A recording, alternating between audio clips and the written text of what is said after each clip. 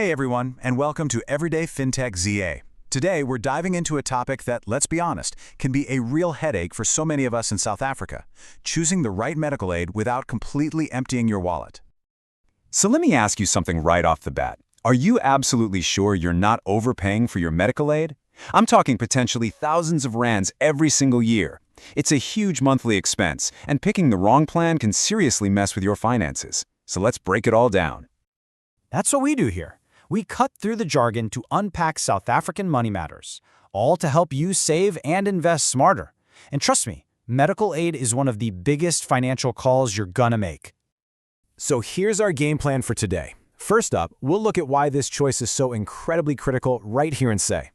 Then we're gonna get personal and figure out what your needs are, find some clever ways to save, and I'll even show you how to compare different schemes like a total pro.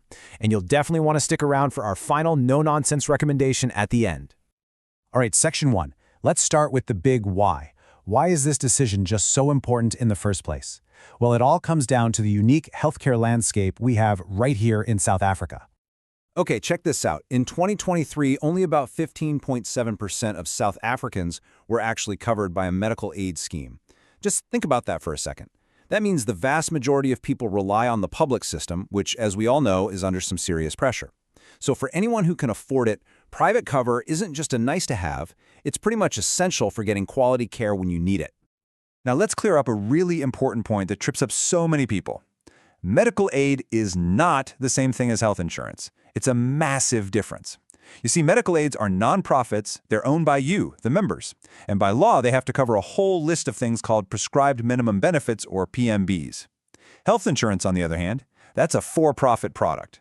It just pays out a set amount for certain things, which can leave you with a huge, scary shortfall. All right, section 2. Let's move on to the single most important part of this whole process: your needs. Honestly, this is where most people get it wrong. They go around asking friends, what's the best medical aid? But that's the wrong question. The real question is, what's the best medical aid for me? So you've got to take a quick, honest look in the mirror. Are you young and generally healthy, or are you managing a chronic condition? Is this just for you, or do you have a family to think about? And be real, how often do you actually go to the doctor? Your answers to these questions are going to point you towards the right kind of plan, whether it's a full comprehensive one or something a bit more targeted and affordable. Okay, on to the big one. How do we make this affordable? Because let's face it, medical aid is expensive. But here's the good news. There are some really smart ways to cut those costs without putting your health on the line. Let me walk you through them. Here are 4 absolute game changers. Number 1, choose a network option. Seriously, sticking to a plan-specific network of doctors and hospitals can slash your premium. Number 2, limit your day-to-day cover. If you're healthy, maybe you just need a solid hospital plan for the big emergencies, and you can pay for that odd GP visit yourself. Number 3, and this is crucial, get gap cover. It's a separate insurance that pays for that scary gap between what your medical aid covers and what specialists actually charge in the hospital. And finally, number 4, a super simple one, always go for generic medication when it's available. All right, so you know what you need and you know how to save some cash. Now, let's give you the tools you need to compare these schemes like an absolute pro. The first tool in your arsenal is something called the Global Credit Rating, or GCR. The easiest way to think about this: it's like a financial report card for the medical scheme. It's an independent rating that tells you how financially healthy they are and, more importantly, if they can actually pay your claims when you need them to. You're looking for those high ratings, like AA or the top dog, AAA. So, when you look at the heavy hitters in SA, you'll see Discovery Health right at the top with that AAA rating. They are the biggest scheme for a reason, with tons of options. Then you've got Bonitas right up there with an AA+, known for their awesome managed care. And hey, don't sleep on BestMed. They've got a solid AA rating and even won Medical Scheme of the Year for 2024.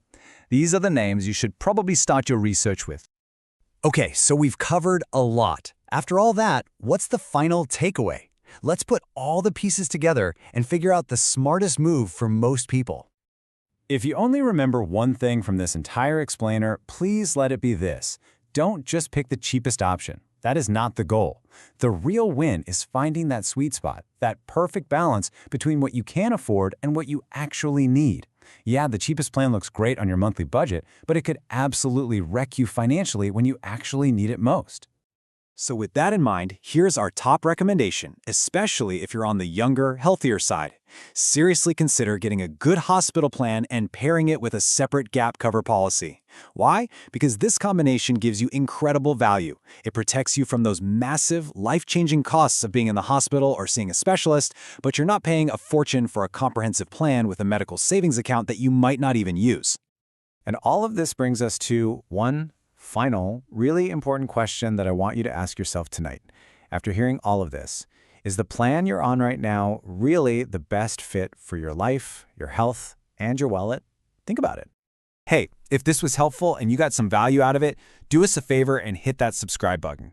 We've got a lot more guides just like this coming your way, all about saving, investing, and just making your money work harder for you right here in South Africa. Thanks so much for watching.